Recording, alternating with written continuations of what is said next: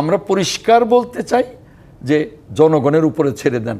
দেশ কিন্তু এখন নির্বাচনমুখী হয়ে গেছে। 5ই অগাস্টের পর এই যে 6টি সংস্কার কমিশন গঠিত হলো এবং তারপরে যে ঐক্যমত্য কমিশন গঠিত হলো, এই ঐক্যমত্য কমিশনে যে রাজনৈতিক দলগুলো, বাংলাদেশের প্রধান প্রধান রাজনৈতিক দল 30টি রাজনৈতিক দল, তারা কিন্তু ঐক্যমত্য কমিশনকে সার্বিক সহযোগিতা করেছে। দিনের পর দিন, মাসের পর মাস তারা বৈঠকে বসেছে, সেখানে অনেক সিদ্ধান্ত হয়েছে। সকল সিদ্ধান্তে একমত হলে তো বাংলাদেশে একটি রাজনৈতিক দলই থাকতো, সকল সিদ্ধান্তে তো রাজনৈতিক দলগুলো একমত হবে না, এটাই তো গণতন্ত্রের সৌন্দর্য।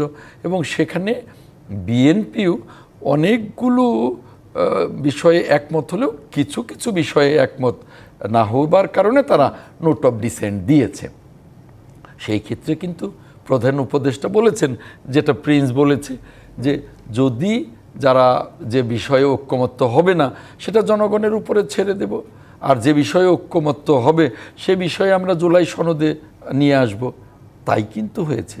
কিন্তু সবশেষে দেখা গেল যে জুলাই সনদে সেই নোট অফ ডিসেন্টের বিষয়টাকে ইগনোর করা হলো।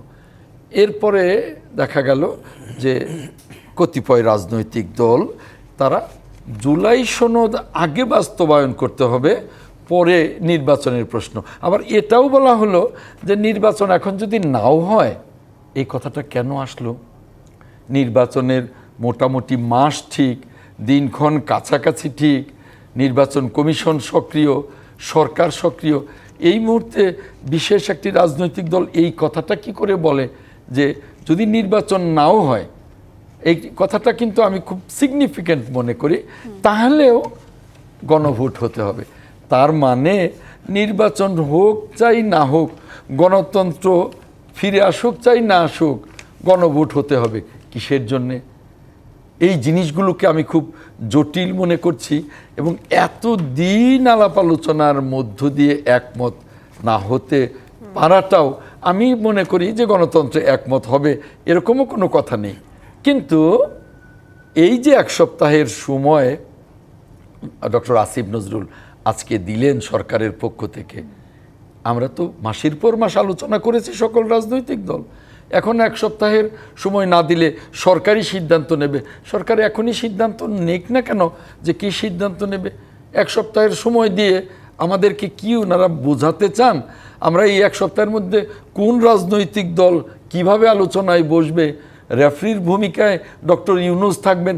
রেফারির ভূমিকায় তো তাকে আমরা 5ই অগাস্টের পরে দিয়েছি, এবং রেফারির ভূমিকায় থেকেই তো ঐক্যমত্য কমিশনে আমরা আলোচনা করেছি।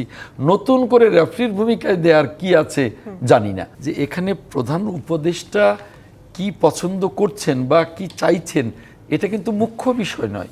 ঐক্যমত্য কমিশনের রাজনৈতিক দলগুলো কোন বিষয়গুলোতে ঐক্যমত্যে আসে আর কোন বিষয়গুলো আসে না, এবং নোট অফ ডিসেন্ট দেয়া থাকে, সেটাই মুখ্য বিষয়।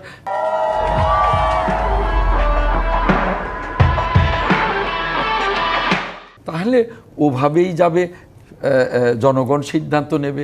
আচ্ছা, আপনি একটা জিনিস বলুন তো, এই যে শ্রীলঙ্কায় যে গণঅভ্যুত্থান হলো, তারপরে স্বাভাবিকভাবে একটা নির্বাচন হলো, সেখানে একটা চমৎকার পরিবেশ এবং অর্থনীতি ফিরে আসছে না। সেখানে তো আমাদের মতো এই জটিলতাগুলো নেই। দেখুন তো নেপালে যে গণঅভ্যুত্থানটা এই অল্প দিন আগে হয়ে গেল, ক্ষমতায় গিয়েই বললেন 90 দিনের মধ্যে নির্বাচন।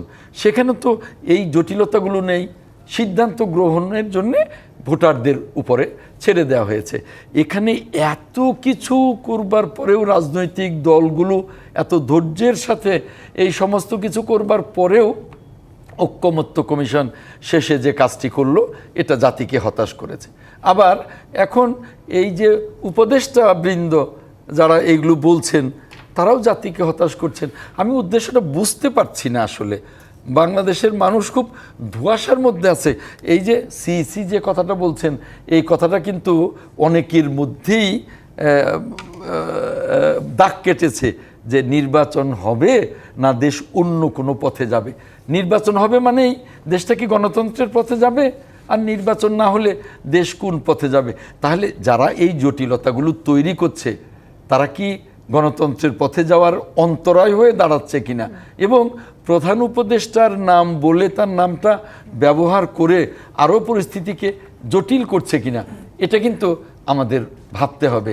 আমরা পরিষ্কার বলতে চাই যে জনগণের উপরে ছেড়ে দেন। দেশ কিন্তু এখন নির্বাচনমুখী হয়ে গেছে।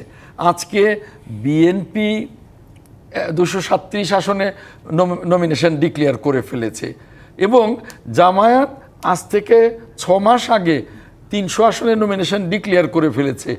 আসলে যারা নির্বাচন করবেন 300 আসনেই কিন্তু প্রার্থীরা মাঠে কাজ করছেন গত 6 মাস যাবতই। যদিও বিএনপির নমিনেশন আজকে ডিক্লেয়ার করেছে, কিন্তু প্রার্থীরা কিন্তু সম্ভাব্য প্রার্থী, একাধিক প্রার্থী বিএনপির, তারা কিন্তু 5ই আগস্টের পর থেকেই মাঠে। অর্থাৎ এখন দেশ নির্বাচনমুখী। এই জটিলতাগুলো তৈরি করে নির্বাচনকে প্রলম্বিত করবার চেষ্টা যারা করছে, আসলে তারা গণতন্ত্রকেই ফেরাতে প্রলম্বিত করবার চেষ্টা করছে, এবং তারা দেশের অর্থনীতি, দেশের সমৃদ্ধিকেই তারা প্রলম্বিত করবার চেষ্টা করছে। এতে ভালো হবে না, তাদের ভালো হবে, কিন্তু দেশ মারাত্মক রকমের ক্ষতিগ্রস্ত হবে এবং হুমকির মুখে পড়বে বলে আমি মনে করি।